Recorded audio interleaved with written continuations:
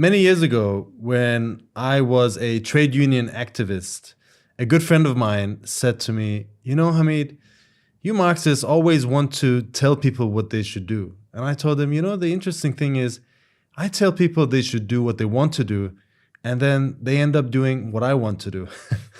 The point is that Marxism is not a preconceived plan that we want to drag over the head of the working class, but an ideology derived from the experience of the world working class itself. Now, that has been proven again and again, and most lately in Serbia, where the Serbian masses for the past half a year have developed a marvelous revolutionary movement without the intervention of any party or leadership or organization, or without any kind of pre-prepared plan or program. That is going to be one of the main topics that we discuss in this week's episode of Against the Stream. My name is Hamid Alizadeh. I have here with me today for the first time on this show, Francesco Merli, also a member of the International Secretariat of the Revolutionary Communists International. And Francesco has just been in Zagreb, where we had the founding Congress of the Revolutionary Communist League, which spans the entirety of the former Yugoslavia, including Serbia. So you've been kind of at the front lines. You've been discussing with comrades who've participated in this movement. And I know that you have a lot of very interesting reports to share with us. Welcome, Francesco. How was it in Zagreb? Thank you very much. No, it was very interesting because in the Balkans today, probably we have the highest pitch of the crisis in Europe. And it's not just Serbia, but it is a crisis that gripping the whole Balkans. Greece is another country where there has been a mass movement. And in general, it's very interesting to see how this is developing. Yeah, well, we'll get to that. I'm very excited about that. But before that, we will discuss, amongst other things, the crisis in the Middle East and the conflict between India and Pakistan, which has been in the headlines in the past few weeks. Now, I think we should start with the Middle East, which is unfolding as events are unfolding as we speak.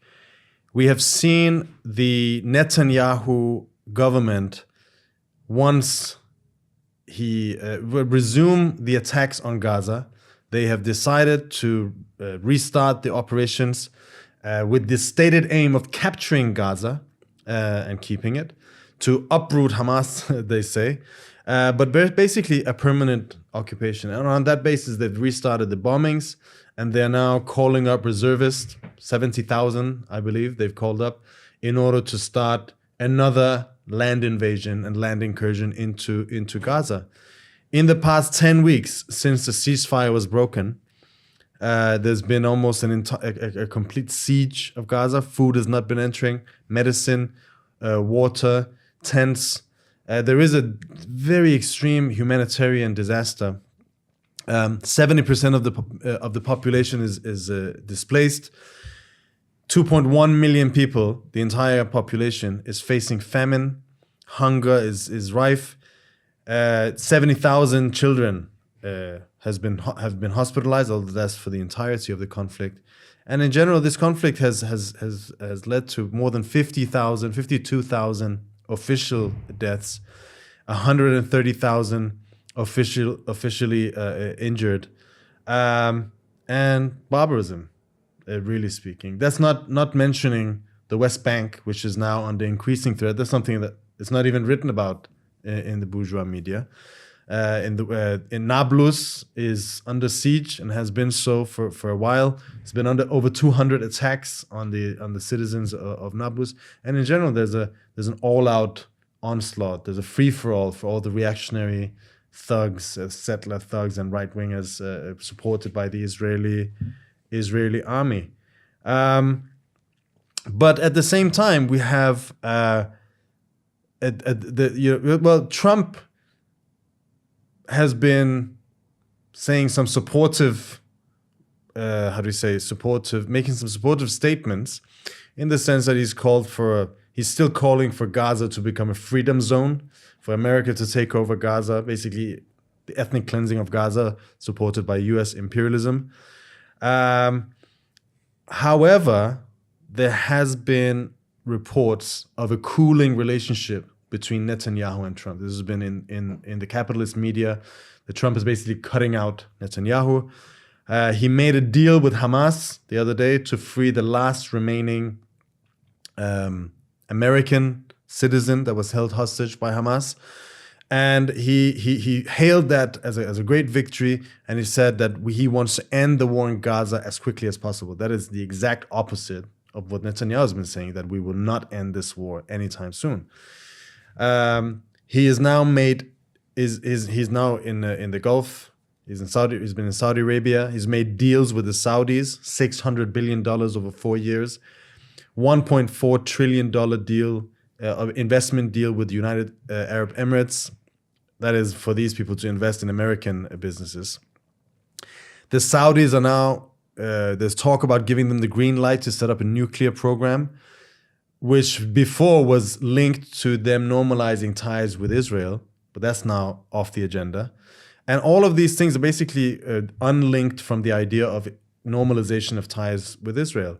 He's made deals with the Houthis, who only 2 days after they attacked Ben Gurion airport, and he's made a peace with the Houthis in essence. He's making a deal with Iran, again against the wishes of Netanyahu, and he's now wants to lift sanctions from Syria, which is a Turkish proxy against whom again Israel is in conflict. So we see on the one hand this big talk about a freedom zone in Gaza and basically a support for the Israeli occupation and offensive, but at the same time moving away from Netanyahu essentially, and making deals with people that Netanyahu sees as his enemies. What are your thoughts about this situation that's unfolding? Yeah, look, the situation is dramatic. It's never been. I've been following the Middle East and especially Israel-Palestine for maybe close to 40 years, and I've never seen such a dramatic situation from the point of view of the people living there. But it is reaching a point when this is becoming untenable. This is bound to provoke big consequences in the whole area. And I think this attempt by Trump to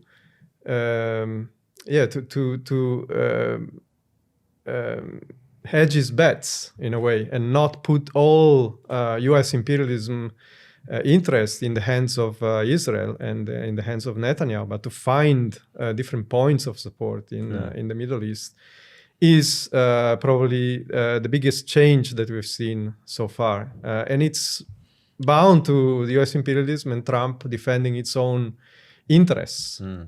I think Trump is not a peacemaker. Trump is not doing this for humanitarian reasons, but because he understands that the conflict, the onslaught in Gaza is provoking an enormous backlash. And this backlash will emerge to the surface in the coming months and years.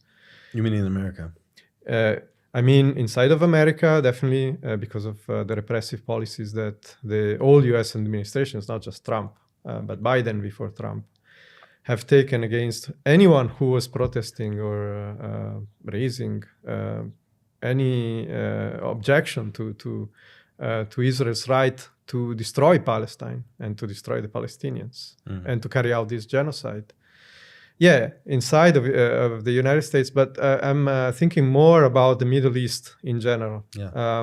Here we have extremely reactionary regime like the Saudi or even the Gulf monarchies in general, Jordan, Egypt, and of course all the neighboring countries that are heavily affected by these events. The genocide of the Palestinians is causing an enormous unrest inside of the youth and the working class in all these countries. which these reactionary regimes are containing just by means of repression, and they have no means of giving any concession to that. So that's like a huge, enormous force that is undermining the rule of these regimes, and that's definitely what this is about. There was that press conference with the King of Jordan when he was kind of intimating that, if you continue this way, basically, we're going to end up with a revolution. Yeah, and that's exactly what they fear, and they know. Yeah. They know this is coming. And it's not just Jordan, it's also Saudi Arabia, it's Egypt. These are important U.S. allies and important for the stability of the whole region. Yeah. Not from our point of view necessarily, but from a point of view of U.S. imperialism. I think Trump has this idea that he can deal his way out of this situation. We can make deals. There's this idea that it's about diplomacy. And yes, you can say in many ways, U.S. imperialism under Biden was acting very recklessly. It was very short-sighted, and that had an impact in how things developed. But there's a limit to diplomacy. Diplomacy, in the final analysis, cannot go above social forces, social laws of society, essentially. And what we're dealing with here is people who are being driven by social forces. The question of Netanyahu, I think, is key in this situation, because Netanyahu is fighting for his own survival. He knows that once he's out, if he's out of power, he's up for grabs. There's so many cases against him, so much resentment. And he wants to maintain power. Obviously, that's a very big motivating factor. And therefore, we talked about it a while ago, a few weeks ago. There was a budget crisis. They needed to pass a budget, and in order to do that, he needed to bring in the right-wing parties. Smotrich's Smotrich. party. Smotrich left the government when the ceasefire left the government when there was a ceasefire with Hamas.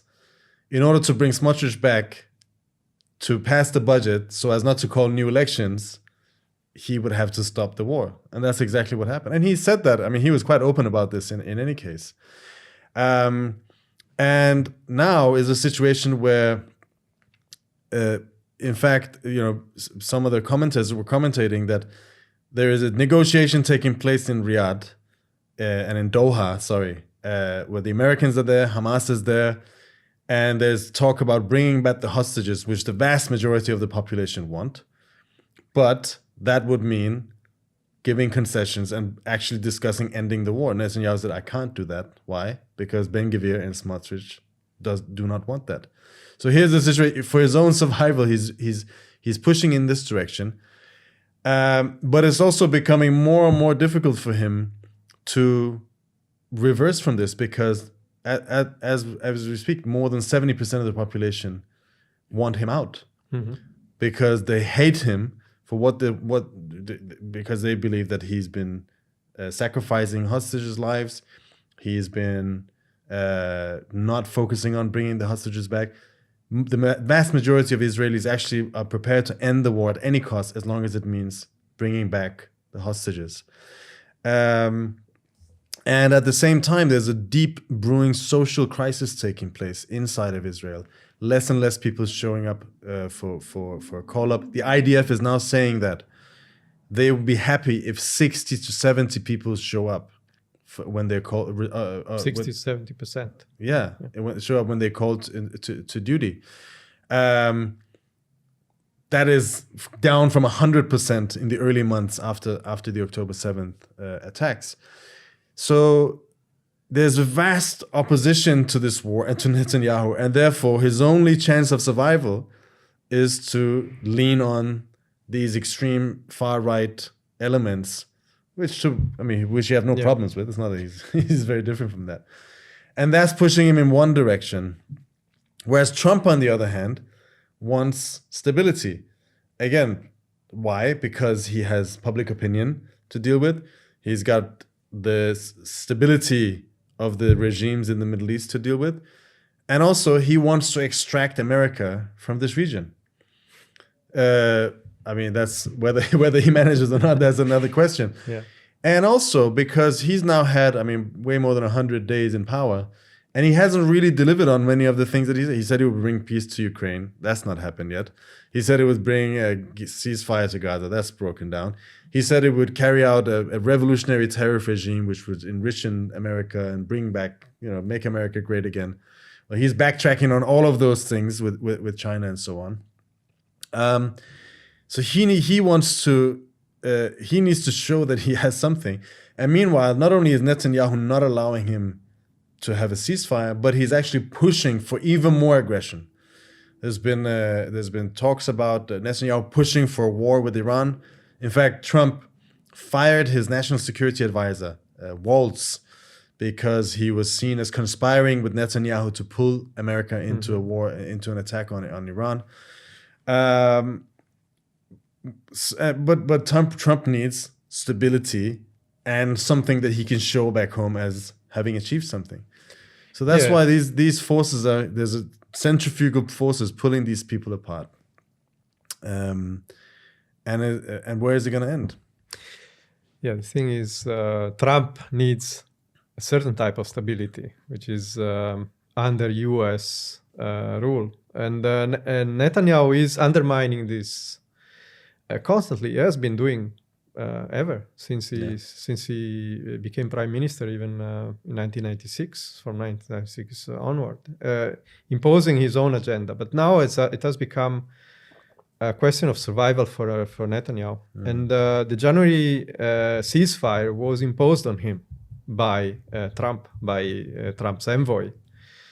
He was forced to agree to the ceasefire, and but from the minute one or minute zero, after the ceasefire was achieved, he sabotaged and backtracked and created the conditions for the breakup of the ceasefire. Yeah, it's a matter of survival for Netanyahu. Of course, this is undermining at the moment what you can say are strategic interests of U.S. imperialism in the area. So, but it's very difficult for Trump to find a way out without damaging too much Israel, because Israel is still one of the most important assets to U.S. imperialism in the area. And I would say for Trump, on the one hand, Netanyahu is a big headache for Trump. But at the same time, the opposition, the alternative, the opposition in Israel is against Trump, is Democrat, liberal, established. That's what they belong to. And for Trump is a question of rather have Netanyahu in the tent pissing out than outside of the tent pissing in.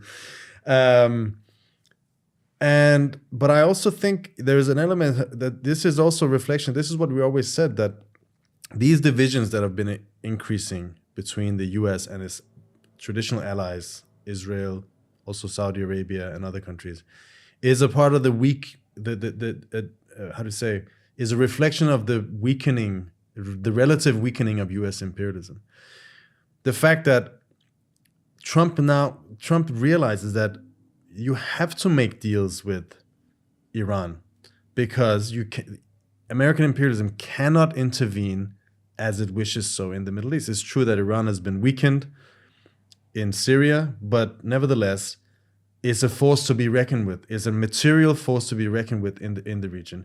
And Trump will have to make a deal, but a deal with Iran is a severe threat to the Israeli ruling class and to Netanyahu, who's tied up his whole reputation also to combating Iran. And so therefore you have this situation where is the forces, Trump would like to be good friends with Netanyahu, keep Netanyahu happy. He would like to crush the Iranian regime if he could, but he can't. And there's no alternative for him. And the alternative of going to war with Iran, it would be devastating for militarily and economically. And it could have very extreme consequences of nuclear armament of Iran. And it could go in all sorts of directions, none of which would be good for American imperialism or the world economy, or for anyone for that matter. Very, very, very chaotic and reactionary situation. So he's just like Obama back in after the Arab Revolution and so on, was forced to reckon that in order to fight, after the rise of ISIS, was forced to realize that he needs to collaborate with Iran and their proxies in Iraq and have a de facto detente with the Assad regime in Syria against ISIS. That pissed off Netanyahu. Just the same, Trump realizes that, he can maybe push the Iranians to give a few further concessions, but in the end, he doesn't have the power to push through his entire program, and therefore he needs to come to some sort of arrangement with the Iranians. It's a fact. It's an established fact on the ground. Yeah, it is a fact that U.S. imperialism is not anymore in a position to impose their will on the rest of the world. Yeah. There are competing powers, and of course they are much less powerful than the United States, but this situation of balance of forces, changing balance of forces and relationship between the main imperialist powers is destabilizing the whole world. Yes. As we can see also from the India-Pakistan conflict. Yes. That's also related to that. But the Middle East has been at the center of world politics for over a century, and it's less important than before because of the decreasing importance of oil production and so on from the point of view of the biggest imperialist powers. Yes, but still is at the center of the contradictions of world capitalism, and this is a festering wound that will never be undone on capitalist basis. Trump is unable to do it. Anyone else is unable to do it, and this crisis, this war, is breeding revolutionary consequences. Exactly. And we'll have to follow that. Now, as you mentioned India and Pakistan, I think we should continue to that because we've had a couple of weeks of very, very intense escalation of clashes and conflict between India and Pakistan. It started on the 22nd of April, where a terrorist attack took place in the Pahalgam, which is a part of Indian-administered Kashmir. 26 people were killed. This was mainly Hindus. I think there was one Christian as well, and one Kashmir Muslim who attempted to resist and save some of these victims. This led to a war of accusations between India and Pakistan. An Islamist terrorist organization claimed responsibility for this attack. This is an organization which operates in and from Pakistan and has been nurtured by Pakistan for years. India obviously accused the Pakistani state of being behind this. Pakistan denied, but it led to a series of clashes which rapidly escalated into airstrikes, drone strikes, which are very, very high. This is just below the threshold of missile strikes, essentially. There's reports that the Pakistanis, using Chinese fighter jets, shot down Indian fighter jets, which were the Rafale jets, which is a French make. And there's a whole different debate about that. It's not been confirmed or denied. But what actually happened was you saw a very rapid escalation of military confrontation between two nuclear powers. These countries have a large stockpile of nuclear bombs. And if a military conflict between them escalates to that level, it would have devastating consequences. Millions of people would die. There was finally on the 10th of May, the Trump administration basically mediated a deal between the two. But obviously, this is not the end of it. There's a ceasefire now. There's been some shooting back and forth. But obviously, what a lot of people were, if you look at Twitter, it's quite impossible to figure out what actually happened, because you have the Indian narrative, which is all about, Pakistan has been supporting Islamic jihadi fundamentalism for years, and they are behind this. And by the way, we won. We gave them a crushing victory. We killed so and so many terrorists, while they kill civilians. And then you have the Pakistani narrative, which says, look, this is India, that they've been oppressing the Kashmiri population for decades, and this is the result. And they've been attacking civilians in Pakistan, which is probably also true. And we won, and we shot down some of their Rafale jets. And it's very difficult to actually, if you don't have a deep grasp of the background of this conflict, to figure out where did it all come from. Yeah, the question is rooted in the very origin of these countries, in terms of how the capitalist India or capitalist Pakistan today is shaped. It's stemming from the poisonous legacy of partition and British imperialist backed partition of India in 1947. So these communal divisions and nationalistic divisions are at the heart, in the DNA of the Indian and the Pakistani ruling classes, and they've been playing a game of provocations and attrition and war, because there have been several wars or situations that could have led to war before, in order to divide, to keep, to and to build up on this situation that was created by imperialism of divide and rule. And of course, this is no exception. This is stemming from that. But of course, it becomes more and more prominent in situations where the internal interests of one of these countries or ruling classes in these countries or imperialist patrons become, they have an interest, a vested interest in increasing this tension. So you will find plenty of excuses to do that. Yeah. And that happened before, by the way. And Kashmir is the place. It's the place. It's the bleeding wound. It's the bleeding wound of this partition, because the occupied Kashmir is mostly Muslim populated. Modi in 2019 suspended the special status of Kashmir, confronted by a mass movement against it, which was suppressed. This was an autonomous, just for the Yeah, it was an autonomous region, was granted some level of autonomy from the Indian side.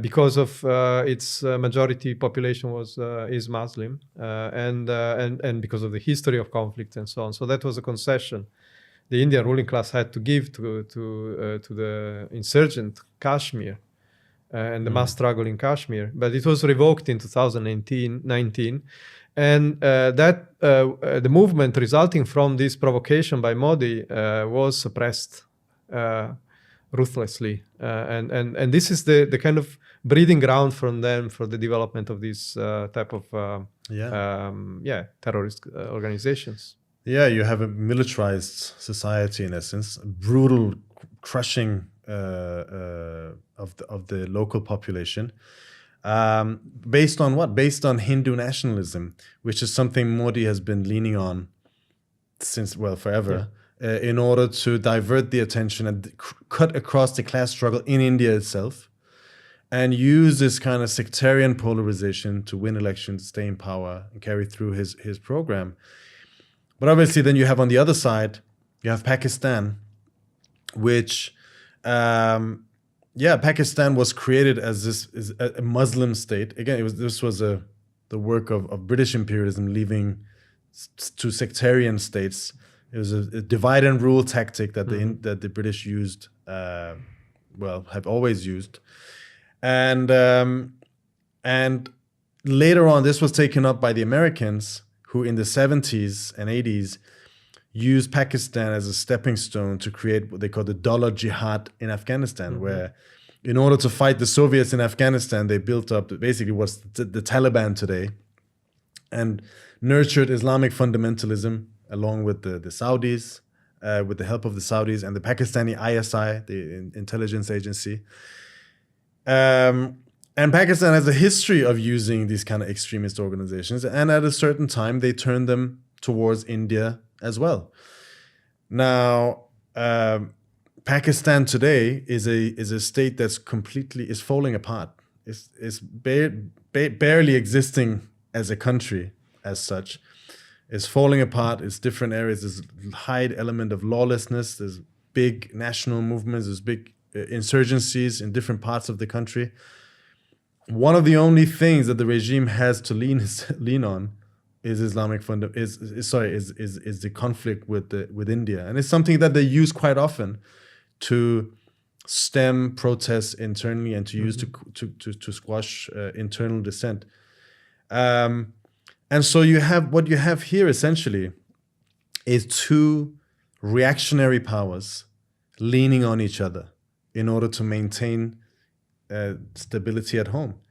Modi can present himself as the defender of the Hindus, and the Pakistanis can present themselves as a defender of the Muslims. In reality, Modi is the main exploiter and oppressor of the Hindus, and obviously Pakistan oppresses and exploits many more Muslims than India does. But that is the role of sectarianism, to cut across the class struggle and to prop up the ruling class. But it's not really paid off this time, because actually I think Modi has come out of this weakened to a certain extent. First of all, this attack took place in the middle of a tourist area, which is apparently it's a big attraction for honeymooners, people who just gotten married. Where was the security? And he says, he whips up this anti-Muslim mood and anti-Kashmir. There's a big anti-Kashmiri kind of campaign going on in India today, but it was the Kashmiris who were running to the aid of the Hindus who have been killed. Yeah. And where was the security? What was Modi doing? Furthermore, the ceasefire was imposed on Modi by Donald Trump. Again, Modi, who's supposed to be this big, strong man, he wants to appear as a strong man, taking on Pakistan. And then American imperialism came and kind of took him down and forced him to a ceasefire. What role do you think this is playing in Indian politics? Well, clearly Modi has come out weakened by the latest elections, where he lost the majority, and that is something that really undermines his position as a strongman. Modi has always used Hindu nationalism as a tool to mobilize his forces, reactionary forces, to support his rule, and Kashmir plays a central role in that. Kashmir, actually, there are a lot of similarities between Kashmir today and the policies of colonization of the West Bank by Israel. There is an active program of colonization by Hindu settlers in Kashmir that is, we're talking about hundreds of thousands that are granted special conditions in order to move to Kashmir and basically outnumber. The program is to outnumber the Muslim majority there. Yeah. So this is the kind of hotbed of these frictions and contradictions in Kashmir. And of course, there is the question of these shifting relations between imperialist powers. And you see that in the region. For example, Pakistan, as you said, was the puppet of US imperialism for a long period of time. You look at Pakistan today and you look at how many weapons Pakistan is purchasing from the United States, and you see that is close to zero. Yeah. And who has entered Pakistan as a main power is China. China is supplying today 81% of the military supplies of the Pakistan state, and that wasn't the case 10 years ago. This is the consequence of US imperialism dropping Pakistan, literally, abandoning Pakistan after the debacle in Afghanistan when they had to flee the country and US imperialism, British imperialism had to basically pack and go. And so ever since then, the Biden administration has abandoned Pakistan, and that is that vacuum has been filled by China. And China also has the China-Pakistan economic corridor, which is they're investing. They have ports. Port of Guada, which is incidentally guarded by Chinese military. And I think this relationship with China is interesting because China did not want this conflict, and I think India and China have economic dependence. Chinese people, there's 100 billion a year, I think, Chinese investments. Not a year. There's a growing trade. Trade. Chinese capital investments, and both of them are importing and exporting, and there's an economic dependence. They are both in the BRICS. I think China does not want a conflict with India because they're trying to form this BRICS alliance against US imperialism. And they see that the Americans have been increasing their foothold and their footprint, inside of India. But at the same time, the rise of China is a problem for the Indians. You have, as you say, in Pakistan, the Chinese have really filled up a big vacuum. In Bangladesh, the former Hassana government was a mainly pro-Indian puppet, or had an Indian orientation. Great big economic links with India and so on. The new Muhammad Yunus government, the new prime minister, is facing Pakistan and actually basing itself on anti-Indian rhetoric to maintain stability, while the Chinese obviously are expanding their economic foothold in the country. The same you have in Sri Lanka. Chinese and Indian economic interests clash. In Nepal, China is increasing its foothold again. These are areas that Indian imperialism saw as its own sphere of influence, as its own neighborhood that no one else was to enter. And yet Chinese influence is gradually creeping, which is putting pressure on India. There's a pressure of prestige, which means a lot for Modi and for Hindu nationalism. It's an important thing to portray yourself as a strong imperialist power, a strong world power in defense of putting forward the Hindu case. But it's also an economic thing because the Indian market is extremely small itself. The official figures are not really clear, but between 15 and 40% of GDP, that's all that the internal market can absorb. Indians are so poor that they cannot absorb nearly enough of what Indian capitalism produces. And therefore, they need to export. Now, with the overproduction in China, with the expansion of Chinese production and the advancement, the higher and higher, productivity of Chinese industry, Chinese manufacture, that comes under pressure with the increasing tensions in world trade and so on. That puts an increasing pressure on India to assert itself internationally in order to maintain this economic situation. Another interesting, again, link to this thing is, there's a lot of people are saying that India is now going to be the next superpower in the world. That's Martin Wolf saying India is going to be a superpower. Well, on the one hand, it's true because it's got 1.4 billion people. It's the most populous country in the world. Fourth biggest economy in the world now. But it's on an extremely low GDP per capita. So it's the mass of wealth that is produced by the Indian working class and peasantry. That is what counts, and the huge, just geographic and population-wise weight that India has is a power to be reckoned with. But all of this is based on what? On a very, very low level of productivity, a ruling class which doesn't have the advantage of the Chinese ruling class. It doesn't have a central control, a central state which organizes and can move capital from one part to another. India is a myriad of ruling classes of different states and different gangs and gangsters and criminals. And then on top of which sits this uneasy, big Indian kind of capitalist class. But every one of them are kind of constantly stabbing each other in the back. And there's this really, really chaotic kind of situation where no one has full control, and the way that they survive is often just stealing, looting. That's what racketeering. That's what a lot of the profits of these bourgeois come from. and attacking the working class.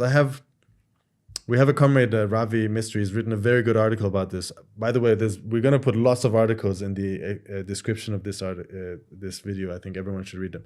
But he sent me an interesting figure, an interesting article from the LSE, which are talking about the Indian economy. It says, in India, a 60-hour work week is typical, and people are working under exploitative practices. About 12% of the population are living on less than $2.15 a day. So who are the winners? The economic survey of 2024-25 shows that the corporate profits grew by 22% in the fiscal year of 2024. So the Indian economy is booming. It's one of the fastest growing economies in the world. Of the biggest ones, it's definitely in relative terms the fastest. But where is this growth? It's corporate profits are up 22%. It's a 15-year peak. Employment, however, has only grown by 1.5%, and employee expenses have gone down to 13% from 17% in the previous year, which indicates cost cutting over workforce expansion. So where is this boom coming from? Yeah, they're trying to compensate the lack of productivity by compressing and depressing the standard of living of the Indian working class. And in fact, this is one of the reasons why we've been seeing a rising militancy in the workers' movement. Yeah. We've seen, and there is a general strike in the making next week. So the estimates for this general strike, is that it's going to involve about 250 million workers in India. Of course, it's just it's not the first general strike. There have been others before, but it reflects the mounting rage and class rage in Indian society because of this polarization and inequality. Yeah. And of course, growth makes, in a way, the working class stronger, feeling more their power if they stop production and so on. So that is bound to have an impact on the strikes, the strike wave. Which is also another reason for this massive nationalist campaign. Yeah. Because since the attacks and since these clashes, Modi has been on a campaign promoting nationalism, all Indians stand together, and trying to cut across this rage. There's also elections coming up, by the way, in the state of Bihar, which are very, very important. And in 2019, there was a similar event. Modi made a series of more precision strikes, and it actually helped him in the following elections. He's trying to do the same thing. Following a year where he lost the elections, as you say, he lost his majority in the elections. On the basis of what? On the basis of soaring cost of living, unemployment, poverty. And now he's trying to cut across that. There's a general strike called. But here's the tragic thing, really, is that the leaders of the working class, what are they doing? The union leaders have said they are considering their options in the light of the latest clashes with Pakistan, i.e., this is not the time for internal divisions. We should all stand together, billionaires and trillionaires, along with the dirt poor people who survive on $1 or $2 a day. All of us stand together against Pakistan. Whether this will happen, whether they will actually call off the strike or not is irrelevant. But the fact that they actually say this. And then you have the so-called communist parties. I don't think these parties can be called communist anymore. The CPI and CPIM, which have come out in support of Modi. In fact, it's calling for a national unity for everyone to stand together.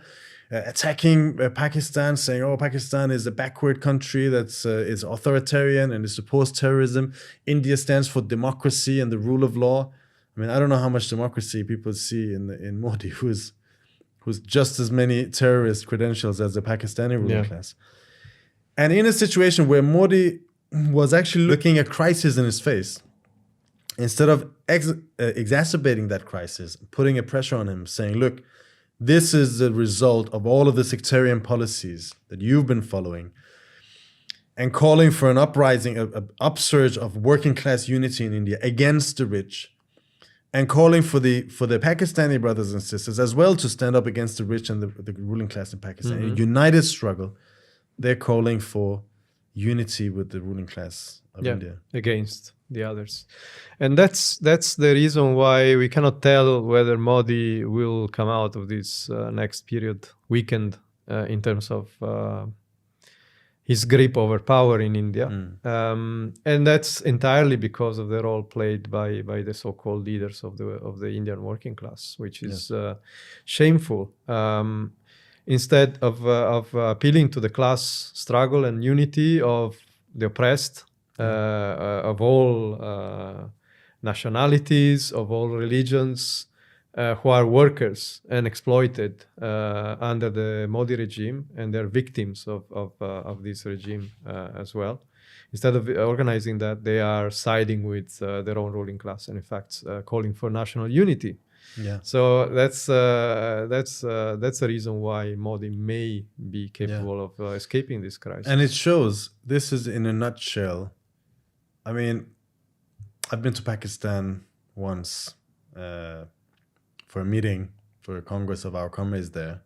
We have an organization, the Revolutionary Communist Party of Pakistan. And it's a terrible situation. You look at India, it's barbarism. It's 130 million people living below the official poverty line. Extreme poverty. Yeah. It's hell on earth. It's hell on earth. And the reason why this can go on to this level is because of the sectarianism.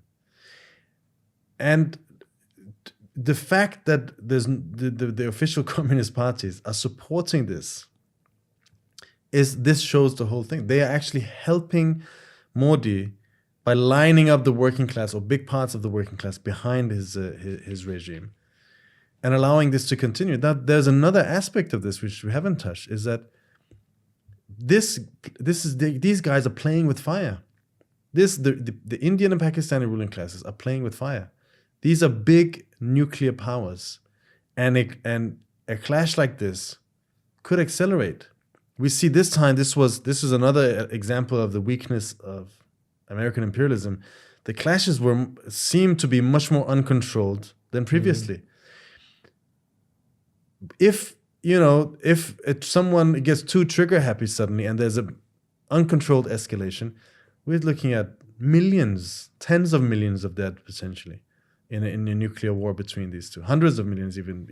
Even if it wasn't a nuclear war, it would be tens of millions of people dying in an open conflict between Pakistan and India. Yeah, which is exactly the legacy that the British left behind originally. Yeah. I think we should continue because there's another side to all this mess. Capitalism does not just create crises. It also creates the antidote to the crisis, which is revolutions. Now, let's talk Serbia. Before we talk about this, the other day we were preparing for this episode and I asked you, could you send me some material about Serbia? And you said, yeah, but it's quite difficult because no one is writing about this. No one is writing about, and we have to honestly raise our own hands saying we haven't commented on this podcast either, although our website has carried articles about this. But we can be excused because we have a question of resources, but the capitalist press has been completely silent on this massive movement in Serbia, or misrepresenting it. Yeah, whenever they were covering it in a way. If you look at the very scarce coverage of the movement in Serbia, it appears that there is a movement against the regime there, Vučić, that has some coloring in favor of a transition in Serbia towards a more modern capitalist society, more European Union-like. Yeah. But that's not the case. This movement has nothing to do with the European Union or anything like that. Yeah. Well, let's dive into it. this movement started after the November 1st, 2024, where the canopy, the roof of this newly built station in Novi Sad, the Serbian city of Novi Sad, collapsed. This was a newly, very, very prestigious construction project. This was Vucic's one of his main kind of flagship projects. The roof of this collapsed. 16 people died. Following that, it's clearly been a cover-up of why this happened. They were rushing because of prestige and other things. They were rushing the construction. They made shortcuts. Clearly, safety was not a regard. It was everything else that was the main priorities here. And this obviously sparked outrage, and at a certain point led to a series of students beginning to occupy universities, beginning to call for protests, meetings. And this continued. There's a long process. This has been going on for 7 months now. But it's been going through a huge number of transformations. On 15th of March, we have, I think, more than 1 million people on the streets all over Serbia. This is a country with 6.6 million inhabitants. So this is a huge 10-15% of the population has been out on the streets in total during this. The students who have been leading the movement have the support of 80% of the population. And there is a revolutionary mood in society. There's a very deep mood of seething anger against the regime, against the establishment. Now, what is this? Where does this come from? Well, it comes from a long way. Yeah. It comes from the failure of capitalism in Serbia and large parts of the former Yugoslavia. That's like, the collapse of Yugoslavia didn't bring about a renaissance of the economy, didn't bring about the promises that they were made. It brought about extremely corrupt ruling class that was basically created or reformed around the looting of public property. And that's something that is common to all the former Yugoslav countries, not just Serbia. Extremely corrupt capitalism. And of course, the interference and the sellout of these of the assets of whatever was valuable to foreign imperialism. The European Union countries, Austria, Italy, Germany, of course, taking a big portion of the resources, the banking system, and of course, not just European countries, but also external, outside of Europe, the United States, looking at mineral resources, and China and even South Korea investments into using a skilled working class, a developed country in a way, but with extremely favorable conditions for investment, so that they could create sweatshops and basically this is the kind of setup of Serbian capitalism. Vucic is the embodiment of that. He's been in power for 12 years, and this collapse of the canopy just revealed what was already visible and understood by most people. And it exposed the corrupt nature of this regime, and the attempt to cover up about the responsibilities and deflect the fault of what had happened is what really triggered this response. Because of course it's not the first accident of this type, maybe for the magnitude it was, but there have been many previous occasions where this corrupt nature of the regime was exposed, and there were mass movements already in the past. So I think this was like the straw that broke the camel's back. The tipping point. Yeah, tipping point for consciousness for a lot of people. Yeah. And of course, it could have just faded away if it wasn't for, because the opposition is politically incapable of being seen as an alternative to Vucic, the established opposition. the existing organizations, including the trade union leaders, haven't taken a strong stand against Vučić. They were kind of scared of doing that. So if it wasn't for this development of the student movement, then this kind of that played this role of catalyst to a mass unrest that is there, and it has not even shown the full potential, I think, today. No, because because even though 1 million people in total have, or more than 1 million, have been out during this movement, there's probably potential for a lot more. The anger and frustration is rife everywhere. But let's go into the student movement, because I think it's a very, very interesting movement, how it's developed. Now, as you said, as I said before, originally there was just generally widespread dissatisfaction and anger with this event. But then the students took up, and the students organized themselves in this particular form of organization. They called the Zborovis. Can you explain what these represent? Yeah, actually, I mean, the student movement was based on a previous wave of mobilizations in 2007 or 8, if I'm not wrong, where you have the first appearance of these plenums. Basically, we're talking about mass assemblies of students carrying out and discussing about the occupations of the faculties. We're talking about universities here, but this time the movement also touched on secondary schools, which is something that is new in a way, and expressed how this radicalization is spreading.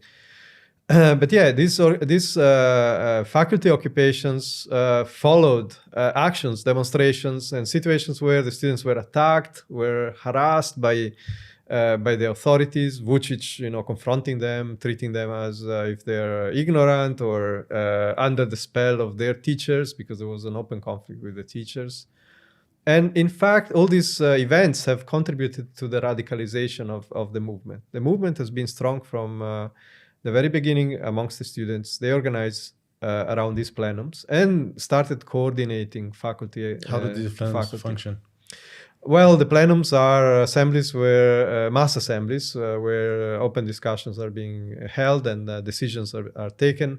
The program of the movement was always very minimal, very justice for the victims, to expose the responsibilities, to public the records, to make the records public, and so on. So you're not thinking about a revolutionary program there, but in fact, in the context of Serbia, this has become explosive. Yeah, this is explosive contradictions, and because the students have then acted in a way that is consistent with wanting to achieve these demands, which is unusual. What have they done? Well, they have expanded their scope. They haven't stayed still sitting in these universities, in these faculties. They've opened up to the rest of society. They started organizing demonstrations and sending delegations to different areas, different cities, covering the whole of Serbia. And every delegation of students was then greeted by mass demonstrations wherever they were going, and showing the mounting support for their demands. So we're talking about a process that has been ongoing for now more than 6 months, and it's been growing even across the Christmas holidays. Yeah. And that's also telling in a sense. It's not just about the accident in Novi Sad. This has become a lot more than that. It's more about how society is run, and who decides, and how power is exercised in society. So of course there are many different opinions. There are many different trends inside the student movement, which are now kind of contributing to this wide discussion. So the plenums is the first step, which was about the organization of the students. In March, there was the call. Well, actually, in January, there was the call for a general strike. The students realized that their forces weren't enough to bring down, or to actually not just bring down the regime, because maybe that wasn't even the aim at the time, but to bring justice, to achieve their demands. That wasn't sufficient. They needed to have a broader support in society. So they appealed to the workers And this appeal got a response, and there is a mass support for the students among the working class.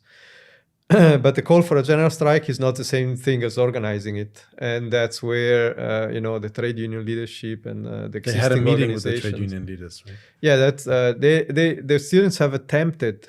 First of all, they issued the call of the general strike in January 24, I believe. It was ended up in a national day of action. There were strikes, but not a general strike. But that was enough for Vučić to throw his government under the bus, basically. He abandoned the prime minister, and the government resigned. That was a maneuver to try and kind of, kick the ball a bit further and not do anything. Tire out the movement. Tire out the movement. After that, we have several attempts by the students to call for the working class leaders, in terms of the trade union leaders rather, to get together and develop a strategy for escalation of the struggle. But they haven't delivered. They have shown that they are still incapable of taking this leading role in terms of organizing a general strike against the government. So this general strike hasn't materialized yet.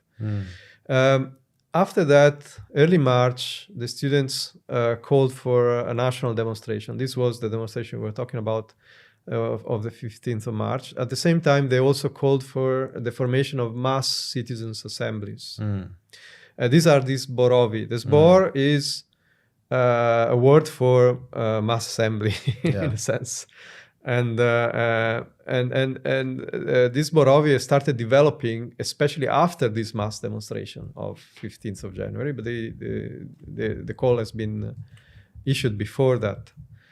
So after 15th of March, there we have a huge demonstration, the biggest demonstration in the history of Serbia, even comparable to the demonstration that brought to the fall of Milosevic in 2000. For a revolutionary. That was, it expressed this. It wasn't organized by anyone, in fact. It was called by the students, and then, these people were assembling, hundreds of thousands. It's difficult to say how many. Some are talking about 1 million, but I mean, I don't care much about these figures in the sense of several hundred thousands in Serbia is the masses mobilizing. It's something that is unprecedented. And that's already enough to say. But that demonstration ended with nothing achieved, in a way. Vučić pretended to ignore it completely, it bypassed them. At that junction, I was thinking, that maybe this is too much, in a sense of, a movement continuing for so many months and not achieving anything. I was expecting maybe demoralization to kick in at that time. But instead, what happened is that people started assembling in these mass assemblies. And we have a couple of hundred of Zborovi being kind of meeting over the following couple of weeks. It's still early days, but in some cases, these Zborovi expressed a mass anger, let's say, towards the institutions. For example, there is a city in central Serbia, Čačak, where the Zbor called for the resignation of the mayor of the town and the whole council. So in a way, this is expressing, there are local issues, of course, and local confrontations developing, but this is a mass call for boycott over the mayor. And this mayor was pelted with eggs, mass demonstrations. Didn't they go to his house? Yeah, they attempted everything to kind of, convince him to resign, but he hasn't resigned, as far as I know. As far, I think you told me they besieged they besieged the town hall, the offices. Whenever any official was putting their nose out, they were pelted with eggs. It was like we're talking about tens of thousands involved in. Well, I don't know exactly if it was tens of thousands, but thousands of people involved in mass demonstration against the mayor in this town. This is the potential that is being expressed in this movement, is that it is posing who decides is it the will, how the institutions, how the government, how any institutional figure is going to respond to a decision taken by these mass meetings. And of course, this is a question that is posed, but it's not answered yet, in the sense of there is no organization that can actually bring about a change in the balance of power inside society. So we have a state that is controlled so far is being controlled by Vučić and his regime. The police, the armed forces are behind it. They're not involved. Vučić has been very careful not to use direct state repression against the movement so far.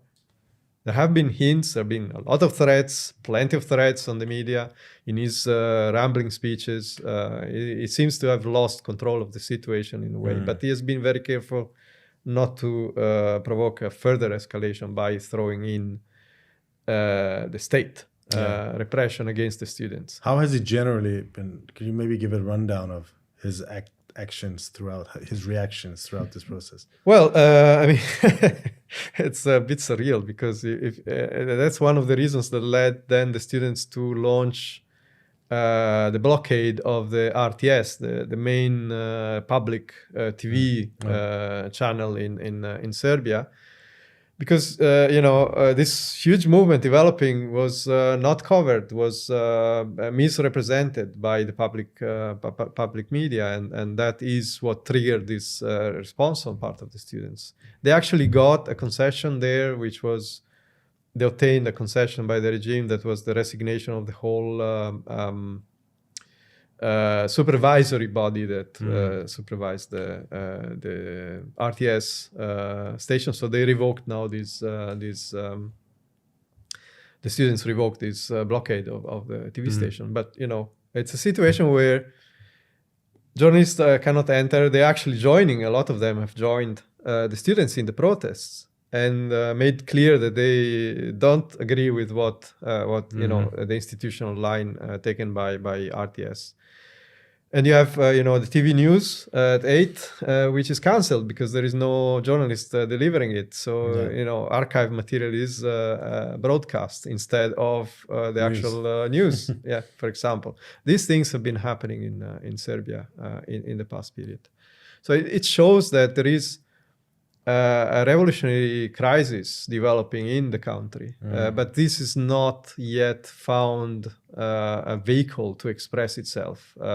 This Borovi could be the first step towards that, and that's why our comrades in Serbia and in the former Yugoslavia are explaining the need for this Borovi to coordinate between themselves, to express delegates and reach, a centralization, a democratic centralization of the movement.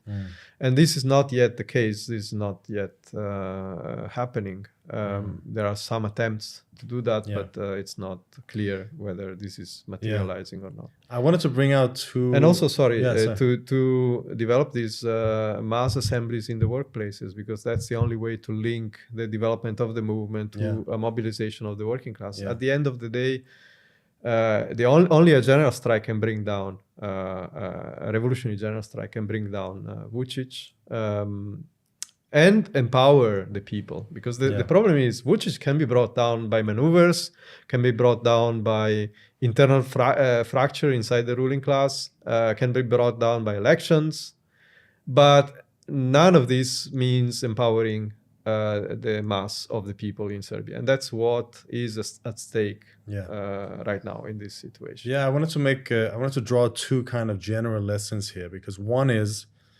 the development of the class struggle. I started this episode by saying, that the class struggle has certain laws, and as Marxists we understand those laws. And here you have an organic revolutionary movement, if you want. All revolutionary movements are organic. A movement created by a specific crisis that then throws the working class and the youth into revolutionary struggle. And the more collective, united, and organized they act, the better, obviously, the results they get. And you see the development to the point where we see this Vorovi, which is essentially organs of popular power, of mass power, which begin in certain isolated instances even to compete with, or how to say, move towards competing with the existing state powers, which is obviously held by the ruling class. But this is not a conscious development. There's no communist revolutionary cadre or plan or conspiracy. Yes, conspiracy. No conspiracy behind this. This is happening on the basis of experience.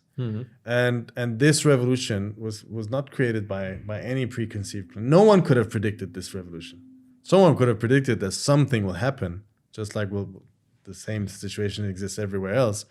But no one could have predicted this particular movement. And at every turn, with every step, the masses realize that their collective power, they get confidence in their collective power, and they reject, they see, how do you say, in living experience, a rejection of the individual power, right? Yeah.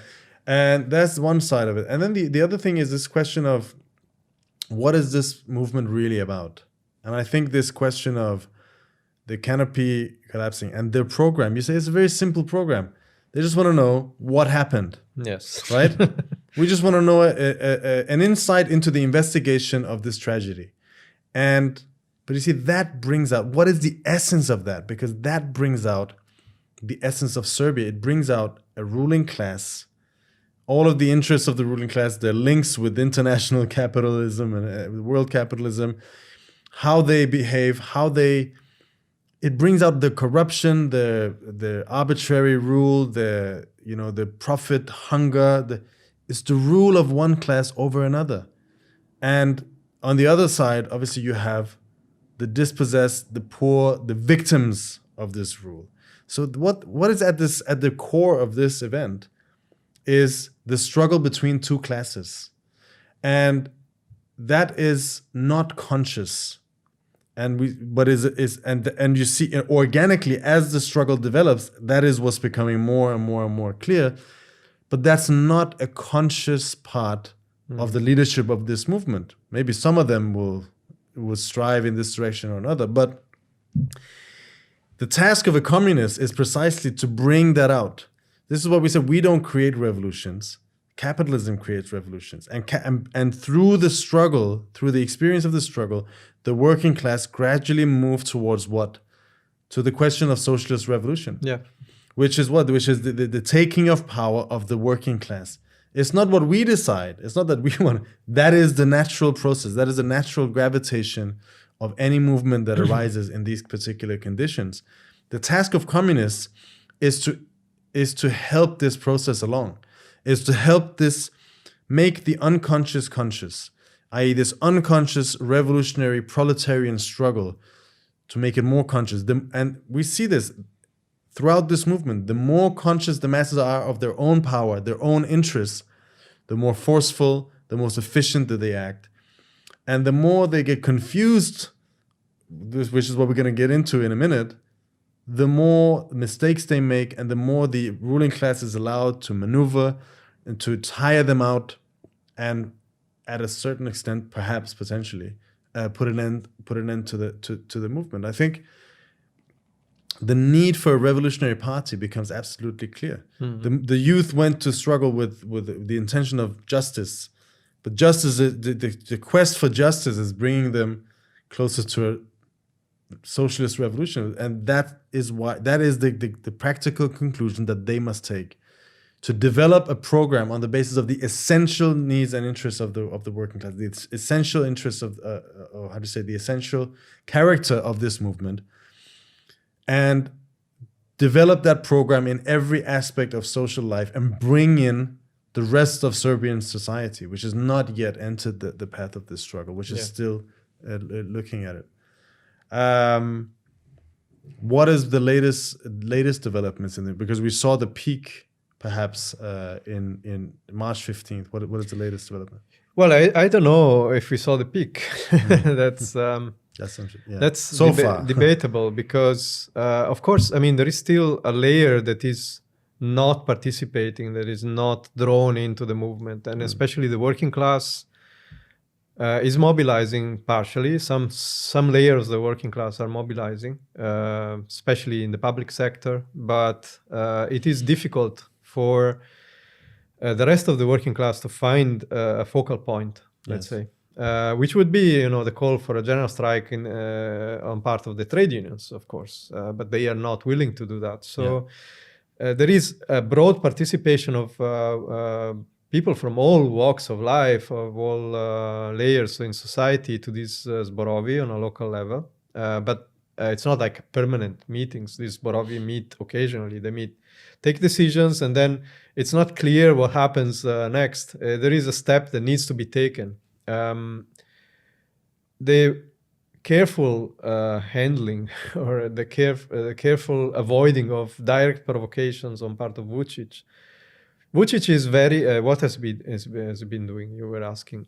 He was dismissive of the movement as a colored revolution, something brought against him by some foreign agents. So, I mean, from the certain point of view, there was like, it was trying to whip up this hysteria of foreign intervention that, I mean, in Serbian society is something that has happened for real in the past, in a way.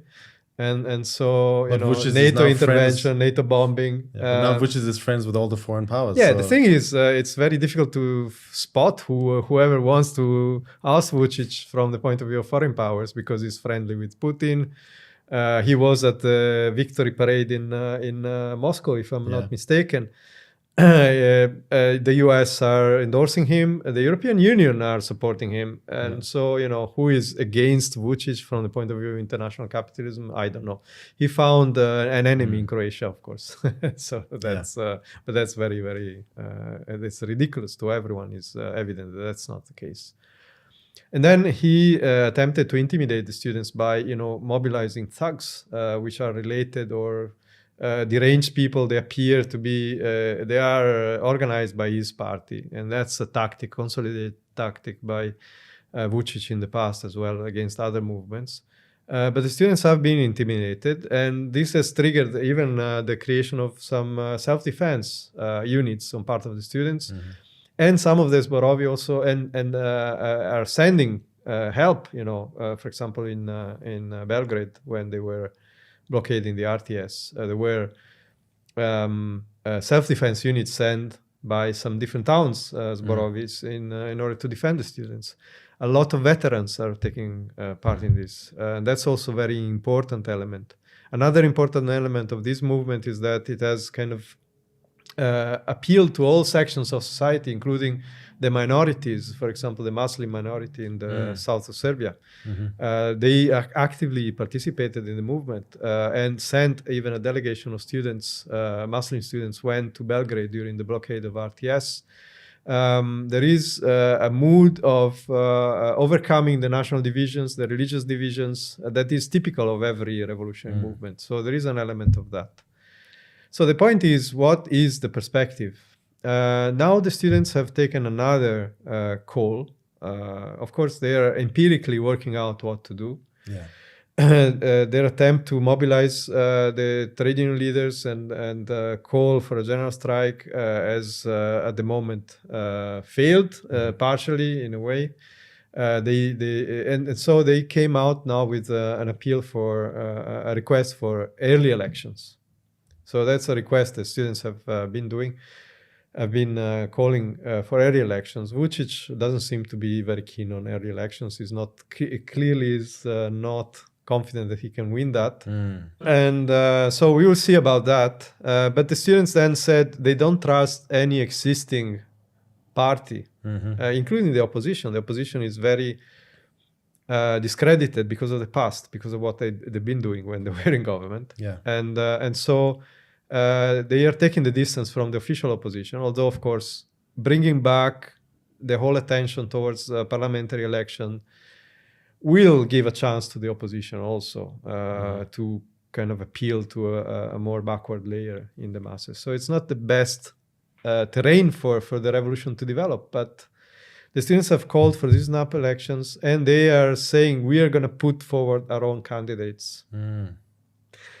Or endorse candidates we select, rather. They're not reaching the conclusion they need to build a proper party, a proper list.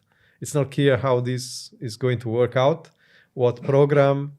All these things are positive anyway, because they are forcing everyone to think about politics, about what is the future for society, and about what program. It cannot be just, we want to know what happened, but it must make a step further. We want to, the challenge now is for the students and for all those involved in this movement to develop a program, what we want, who must decide.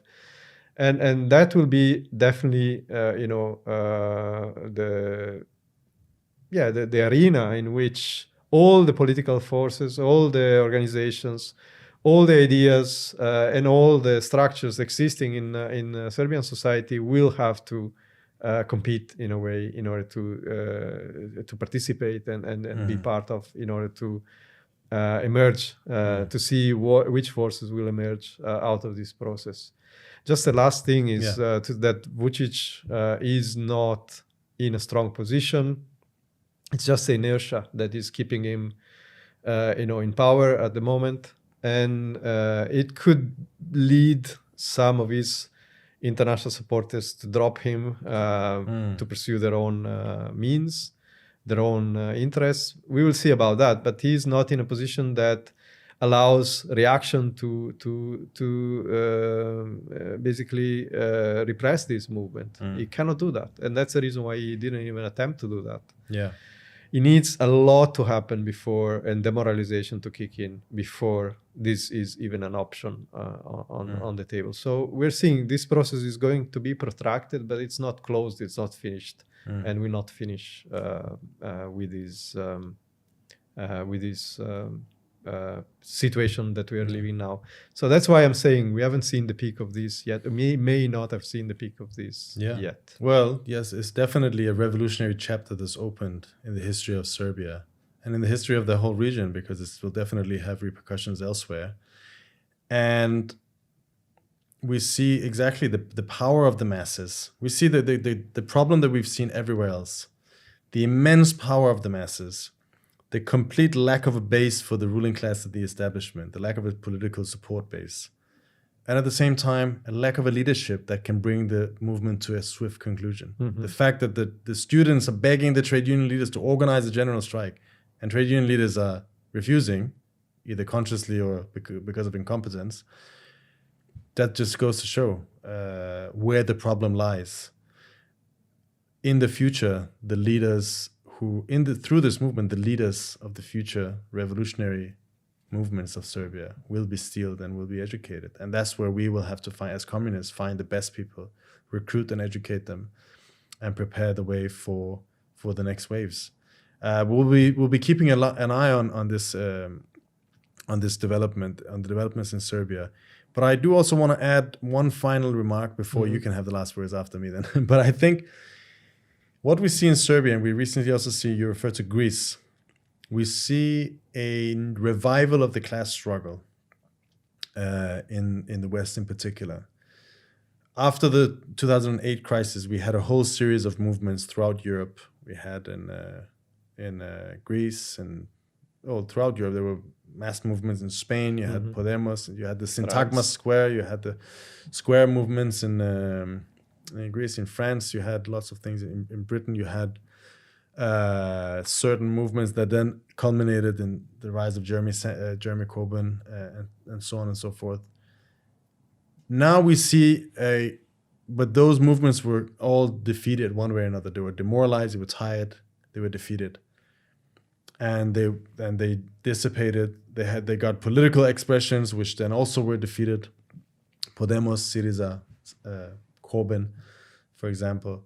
However, now we see a new wave of movements coming up, but which immediately appear on a far higher level than the ones we saw 10 years ago. Gone is the kind of over naive festival, carnival-like mood. I'm sure there's some of it still, but it's much more serious, it's much more determined from the beginning. and is far more militant in a way, far fewer illusions in the traditional leaderships and in different leaderships. In Greece, we see the train, how do you say, the movement for the victims of this train crash, and the families of the victims taking the very militant lead in calling for general strikes and mass movements. In Serbia, again, you have the students, again, how to say, circumventing all the traditional organization, anything that is putting forward a very radical mood, and developing these mass organs, these Borovi. Well, this is the first time we see this, but it's not the last time we're going to see this in this period. These kind of elementary popular power organs that you see developing in all revolutions. This is on a higher level than the initial wave we saw in the 2008 crisis. That's the one thing I wanted to say. And the other thing is the mood which exists in Serbia, which was sparked off by one disaster, exists everywhere, and especially everywhere in the West. The mood of anger, hatred against the establishment. There is a latent, supercharged atmosphere, which is not finding an outlet. It's like, you can't really predict. I was looking up the other day. You can't predict forest fires exactly, but you can definitely predict that there will be one after a long period of drought and heating. And then something is going to be a spark that lights up the whole thing, like a canopy collapsing, like a particular scandal, like a particular strike. We can't say. But that mood is everywhere. And therefore, the lessons of the Serbian movement of preparing a leadership, preparing a program, and preparing for these movements before they arrive so that they don't have to learn by doing, making lots of mistakes and going in all sorts of detours. That is something that we can use to build up and prepare for the movements which are to come everywhere else. Yeah, I think it's precisely the situation you're describing, and that's the reason why an incident like that of the canopy can play such a role in precipitating a whole country into a revolutionary crisis, and that's what the situation is today in Serbia. It's the limitations of the system that are exposed by these type of accidents. And of course, no one knows that it's going to be that particular accident or instead another one to catalyze the attention and to expose all the faults of the system, the fault lines of the system, and call for this indignation, this rage to express itself openly. So we'll see movements like this developing in one country after another. I think we're back to the situation where we were in 2019, when we had the Lebanese revolution, we had the revolution in Chile developing out of seemingly secondary questions like raising the ticket of the metro or introducing attacks on WhatsApp calls, like it was the case with Lebanon. And this type of movements were explosive movements, mass movements like we've never seen before. The mass of the people involved was mind-boggling. And this Serbian movement is similar from that point of view. It is developing new traditions, like, for example, these boars. This Borovi, they belong in a way to, it's like a crack in the Borgia state. It's some element that is surviving from the past that is kind of there, but they haven't been used before in this way. So now I would say that even if this movement subsides for a while, like it happened in Greece with the Tempe disaster movement, for 2 years they were kind of, nothing was happening. And then it exploded again. But here, even if this happens for a while, and I can't say it won't because it's possible, at the time when the whole thing will be reignited and the movement will start again, we will see the reemergence of these forms on a higher level, because there is a process of learning. From the point of view of the class struggle, the masses are learning through the experience. And here we have 1 million or even more people that have been actively involved in this mobilization. They're learning. They're seeing all, you know, they want to achieve what they're struggling for. Yes. That's one thing. We will see this reflected in the future, in a new revolutionary wave, whenever that will happen, and it's going to be not very far away. So I think that's what we need to take away. This is the role of a communist organization, is to learn from this experience, generalize them into a political program, so that the process will take less time to develop to the highest level in the future, and bring all these contradictions, all these struggles, all this rage that is not about the canopy, it's about the state of society, the injustice, to bring that energy, this revolutionary energy, to victory and transform a society for real. Yes. Watch this space. We'll I see think that's more a of that, yes. good note to end on. Thank you very much, Francesco. Thank you. And for all of you there, thank you very much for following. Don't forget to like, subscribe, and more importantly, share this episode and others with friends, family, co-workers, anyone who could have who would have an interest in a Marxist analysis of world events. We'll be back again next Thursday, 6 p.m. UK time. Thank you very much.